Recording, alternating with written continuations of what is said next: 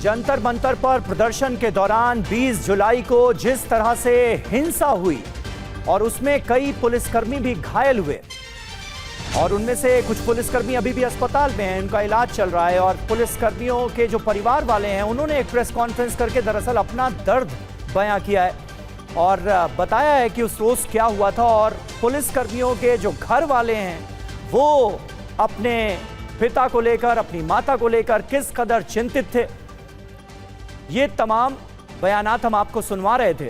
घायल पुलिसकर्मियों के परिवार वालों ने एक प्रेस कॉन्फ्रेंस करके अपना दर्द बयां किया है कि उन पर आखिर क्या गुजरी, पुलिसकर्मियों के परिवार वालों पर क्या गुजरी।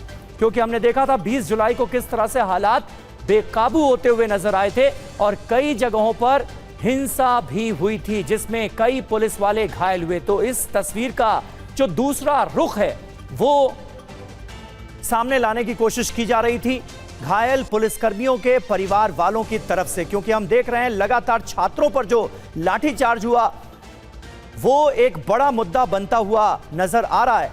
लेकिन किन परिस्थितियों में ये सब कुछ हुआ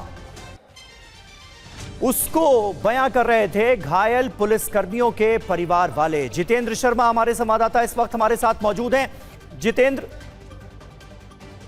परिजन कुछ कह रहे हैं, जरा सुन लेते हैं पहले, फिर जितेंद्र का रुख करेंगे। रिपोर्ट देकर छोड़ दिया जाए। अब आप क्या डिमांड कर रहे हैं? जी तेरे एफआईआर में वापस हो रहे हैं, उसके बारे में क्या कहेंगे? एक साइड की स्टोरी दिखाई जा रही है, नैरेटिव बनाया जा रहा है, के बारे में कोई बात नहीं उठाई जा रही है।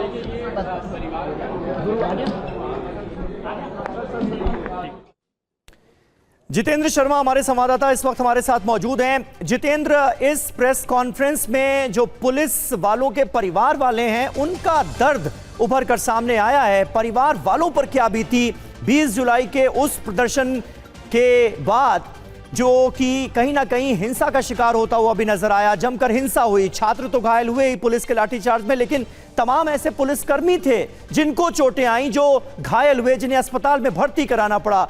घायल पुलिस वालों के परिवार वालों ने अब अपना दर्द शेयर किया है।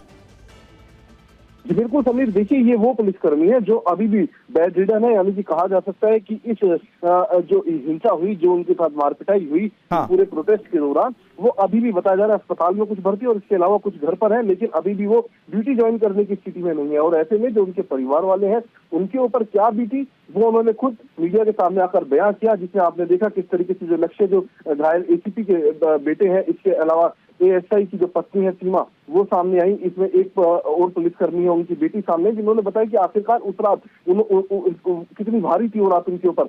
कहीं ना कहीं इस प्रेस कॉन्फ्रेंस के जरिए जो पुलिसकर्मियों का परिवार है उनका साफ तौर पर कहना है कि जो उपद्रवी थे या फिर के जो भीड़ थी स्टूडेंट्स की, उनमें काफी बड़ी संख्या में उपद्रवी थे जिन्होंने पुलिस को टारगेट किया। तो ऐसे में उन्हें बख्शा नहीं जाना चाहिए।